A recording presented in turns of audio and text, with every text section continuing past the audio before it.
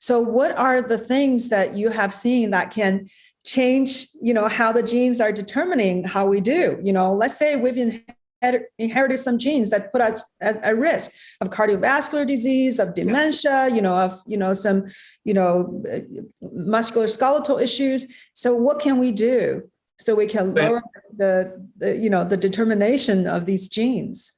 Well, it's interesting because of the pandemic, as you know, I'm going to give you a statistic that's going to really surprise you. For 30 years, I've been asking consumers, tell me the 3 things that you value the most in your life. And health was less than 10% of the answers. See, most people don't really value health. And you look at it because they know what they should be eating. They know what they should be drinking. They know what behaviors are very addictive. They know what they should stay away from. They know what's toxic, but they don't do anything about it. Now, during the pandemic, I've asked the same question, and over 80% of the people have put health as a top priority. So the benefit that the pandemic caused is to make us realize that we are not invincible and that we need to protect our health, because those individuals that were impacted by the virus more than anyone else were the ones that had an underlying health condition like obesity and diabetes and many others that were the reason that they got really sick and maybe potentially died. But that the people that were actually healthy were not that impacted by severe symptoms or even maybe hospitalizations. So when the CDC came up with that report recently, that the majority of the people that were impacted by the virus negatively were people that were already sick, that made a lot of people recognize that, I got to take care of my health, because there's going to be other viruses coming our way, and who knows what variants are going to come out in the next few months, etc. So I think it's an opportunity for all of us to realize that health has to be a priority. We only get one body. It's that simple. I'll give you an analogy, which I like, because I think it's very important for people to understand. A lot of people out there are into cars. They want to buy a nice car. And let's say that you have all the money in the world and you buy a Lamborghini, which is one of the most expensive cars out there, or a Rolls Royce or a Bentley or whatever it is for you. Now, when you are going to put gas in that car, there's a little flap that opens up. And that little flap, if you read it, it would tell you the type of gas that you need to put in that engine in order for that car to run properly.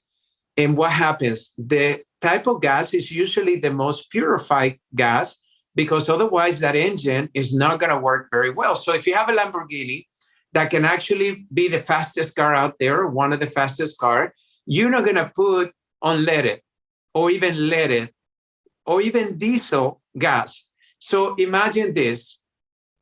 We have one body. A car we can always trade if we break it. If we don't put the right gas, if we don't change the oil, we can always trade it in. But our bodies, we cannot trade in. So what I teach my patients to do is that think of your mouth as a little flap. And when you open your mouth, you're going to see and visualize a flap that says more vegetables, less sugar, less carbohydrates, more fruits. And if you do that, now you realize that this body of ours can actually last you, according to scientists, up to 120 years old, that we are destined to be. But as you know, the average age of somebody that is passing on and the mortality of people is somewhere around their mid-80s. And why not live to be 100? I mean, I know I want to live to be 100. So during the pandemic, let me give you some tips of what we have found. One of the key things that a lot of people were not paying attention to during the pandemic, but the statistics kept growing and growing, is the fact that sleep is so essential for you to be healthy. Your body, especially, let's take your brain.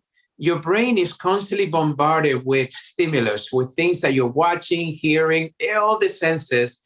Well, this brain can get a little tired, especially if you're dealing under a lot of stress. Well, we're dealing with a lot of stress. I don't know anybody that doesn't have a lot of stress.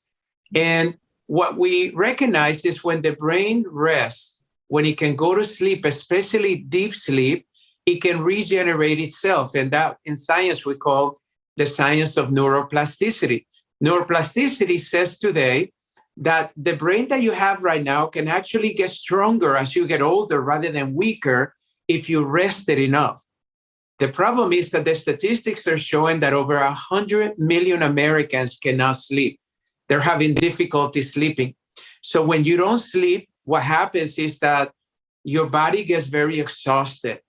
And then your chemistry, you start producing hormones like cortisol, which is a very bad hormone that allows your body to tear down, to age, and not allow you to be youthful and energetic. So during the pandemic, I realized that I would try to tell people what to do in order to help themselves sleep, but I would tell them to go to a nutritional store and find these different things. And during the pandemic, I just decided, you know what?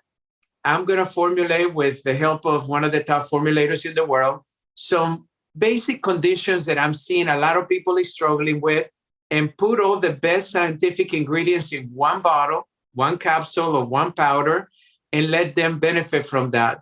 And that way, what we know right now is that if you sleep really good, it's one of the best things that you can do, not only to look younger and anti-aging, but also to feel rested. And it manages your clarity. It impacts your clarity. It impacts your state of being. It impacts your ability to function fully.